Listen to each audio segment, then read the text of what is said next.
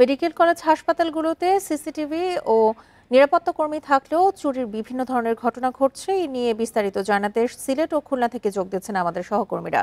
শুরুতেই যাচ্ছি সিলেটে, সেখান থেকে জানাবেন সহকর্মী রানা মজুমদার। রানা, আমরা চট্টগ্রামের যে ঘটনা দেখলাম যে চট্টগ্রাম মেডিকেল কলেজে বিভিন্ন জিনিস চুরি হচ্ছে, সিলেট মেডিকেল কলেজের কি অবস্থা দেখতে পাচ্ছেন?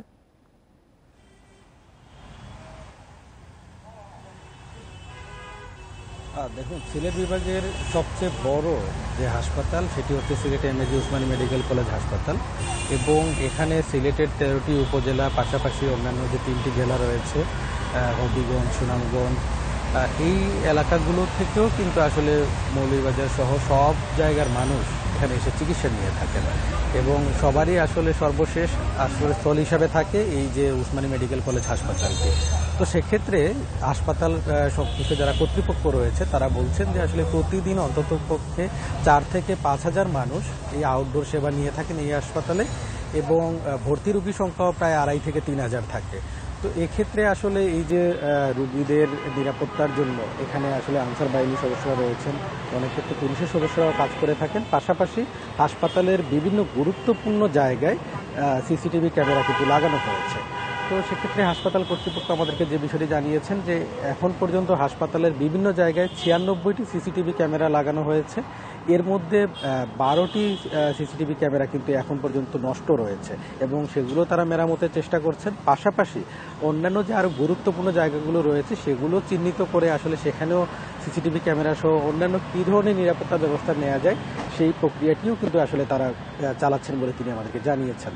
এবং আমরা রোগী কিংবা রোগীর স্বজন তাদের সঙ্গে আমরা কথা বলেছিলাম, তারা যে বিষয়টি জানিয়েছেন যে আসলে হাসপাতালের চারপাশেই সিসিটিভি ক্যামেরা থাকার পরেও অনেক ক্ষেত্রে আসলে নিরাপত্তা বাহিনীর সংখ্যাটা কম থাকার কারণে এই সুযোগটাই নিচ্ছে হচ্ছে চোর কিংবা অন্যান্য যারা ছিনতাইকারী রয়েছে তারা। এবং দেখা গেছে যে প্রতিদিনই কোনো না কোনো চুরির ঘটনা ঘটছে। সেক্ষেত্রে রোগীর আত্মীয় স্বজনরা হয়তো অনেকের মোবাইল খোয়াচ্ছেন, পাশাপাশি অনেকের বাইক কিন্তু চুরি হচ্ছে, এই ধরনের ঘটনাও ঘটছে। তো সেক্ষেত্রে আসলে রোগীর স্বজন কিংবা রোগী যারা আসেন এখানে চিকিৎসা নিতে, তাদের দাবিটা হচ্ছে যে হাসপাতালের যে বিভিন্ন গুরুত্বপূর্ণ পয়েন্টগুলো রয়েছে সেখানেও যাতে আসলে পর্যাপ্ত সংখ্যক নিরাপত্তা কর্মী যাতে করে এখানে মোতায়েন করা হয়, পাশাপাশি যেই সিসিটিভি ক্যামেরাগুলো বিকল হয়েছে সেগুলো যাতে মেরামত করা হয়, পাশাপাশি অন্যান্য যে গুরুত্বপূর্ণ জায়গাগুলো রয়েছে সেগুলো চিহ্নিত করেও যেন হচ্ছে সেগুলোতে নতুন করে সিসিটিভি ক্যামেরা বসানো হয়। এটি হচ্ছে রোগী এবং তাদের স্বজনদের দাবি, এবং হাসপাতাল কর্তৃপক্ষ বলছে যে আসলে সেই লক্ষ্যে তারা কাজ করছে। এবং আরেকটি বিষয় হচ্ছে যে এখানে কিন্তু আসলে বিভিন্ন ধরনের মানুষ এখানে প্রতিনিয়ত আসেন। তো সেক্ষেত্রে হাসপাতাল কর্তৃপক্ষের যে কথাটি সেটি হচ্ছে যে আসলে যারা রোগী কিংবা রোগীর যারা স্বজন এখানে চিকিৎসা নিতে আসেন তাদেরকেও আরও সচেতন হতে হবে, এবং নিজের যে যানবাহনের নিরাপত্তার জন্য তারা যদি আরেকটু সচেতন হন তাহলে হয়তো এই বিষয়টি অনেকটা এড়িয়ে চলা সম্ভব। সিলেট থেকে জানাচ্ছিলেন আমাদের সহকর্মী রানা মজুমদার। এই মুহূর্তে খুলনা থেকে যোগ দিচ্ছেন আমাদের সহকর্মী AHM শামীমুজ্জামান। যাচ্ছি তার কাছে। শামীম, আমরা যেমনটি চট্টগ্রাম এবং সিলেট মেডিকেল কলেজ হাসপাতালের তথ্য শুনছিলাম, টাকা পয়সা, ওষুধপত্র সহ রোগীদের ব্যক্তিগত বিভিন্ন জিনিস চুরি হচ্ছে, এমনকি শিশু চুরির মতো ঘটনাও অনেক মেডিকেল কলেজ হাসপাতালে ঘটছে। খুলনা মেডিকেল কলেজ হাসপাতালের কি অবস্থা? খুলনা মেডিকেল কলেজ হাসপাতালে কিন্তু আসলে নিরাপত্তার সংকট রয়েছে। আমরা বিভিন্ন সময় রোগীদের সাথে কথা বলেছি এবং তারা কিন্তু আসলে নিরাপত্তা জনিত কারণে বিভিন্ন সমস্যায়।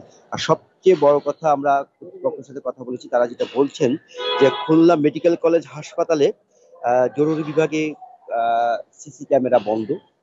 এছাড়া অনেক গুরুত্বপূর্ণ ওয়ার্ডেই কিন্তু সিসি ক্যামেরা নেই, সিসি ক্যামেরাটার স্থাপনের কাজ চলছে।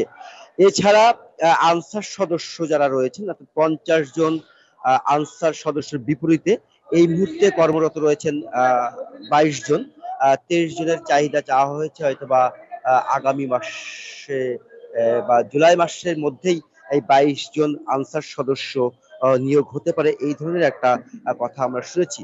টুকটাক চুরির ঘটনা কিন্তু প্রায় ঘটে, তবে আনুষ্ঠানিকভাবে গত অগস্ট থেকে এই পর্যন্ত আহ, আহ, 3টি অভিযোগ জমা পড়েছে যে চুরি হয়েছে, তবে সেটা বড় ধরনের না বলেই আমাদেরকে জানিয়েছে তারা। যা কর্তৃপক্ষ যেটা বলছে যে গত 3 মাসে মোবাইল চুরির ঘটনার 3টি অভিযোগ আনুষ্ঠানিকভাবে দিয়েছে কর্তৃপক্ষের নিকট। এছাড়া এখানে আরেকটা কথা একটু বলে রাখি, খুলনা মেডিকেল কলেজ হাসপাতাল 1000 শয্যা বিশিষ্ট হলেও এখানে কিন্তু প্রতিদিন 2000-এর প্রায় 2000-এর রুগী থাকে। আর এখানে কিন্তু কাগজে কলমে 500 শয্যা বিশিষ্ট হাসপাতালের লোকবল রয়েছে। সব মিলিয়ে কিন্তু এখানে লোকবল সংকট সবসময় থাকেই। সে চিকিৎসক, নার্স বা অন্যান্য কর্মচারী যারা রয়েছেন, সব পর্যায়েই সবসময় লোকবল সংকট থাকে। অর্থাৎ যে প্রত্যাশিত যে সেবাটা, সেবা দিতে কিন্তু চিকিৎসকরা প্রায় সময় ব্যর্থ হয় এবং এখানে যে রোগীগুলো আসেন তারা প্রত্যাশিত সেবা না পেয়ে নানান ধরনের অভিযোগ আহ, করেন। এবং এই বিষয়টা নিয়ে আমরা কর্তৃপক্ষের সাথে কিন্তু বহুবার কথা বলেছি এবং কর্তৃপক্ষও ঢাকায় ঊর্ধ্বতন কর্মকর্তা যারা রয়েছেন তাদের সাথে কথা বলেছেন, কিন্তু এই কথা বলার চিঠি চালাচালির মধ্যেই সীমাবদ্ধ রয়েছে। খুলনা মেডিকেল কলেজ হাসপাতালের লোকবল সংকট নিরসনের জন্য যে কার্যকর যে পদক্ষেপ, সে কার্যকর পদক্ষেপ কিন্তু আসলে আমরা দেখিনি। তো এই ছিল আমার কাছে সর্বশেষ তথ্য। মেডিকেল কলেজ হাসপাতালের চুরি নিয়ে খুলনা থেকে জানাচ্ছিলেন আমাদের সহকর্মী AHM শামীমুজ্জামান।